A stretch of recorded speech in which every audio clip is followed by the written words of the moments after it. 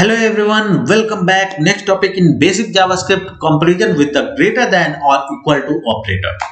The greater than or equal to operator compares the value of two numbers. If the number to the left is greater than or equal to the number to the right, it returns true. Otherwise, it returns false. Like the equality operator, greater than or equal to operator will convert data types while comparing. So in this case, 6 is greater than or equal to 6 and it will return true because 6 is equal to true 6, so this case was true. For 7 greater than equal to a string 3, it will return true because then 3, which is a string, will be automatically converted into number type, and when we check, say if 7 is greater than equal to 3 as a number, then it is true.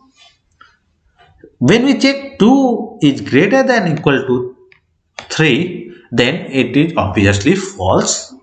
And when we check a string 7 is greater than equal to 9, then first 7 is changed into numeric value of 7 and then it is checked, but the 7 is less than 9, so it will obviously be false.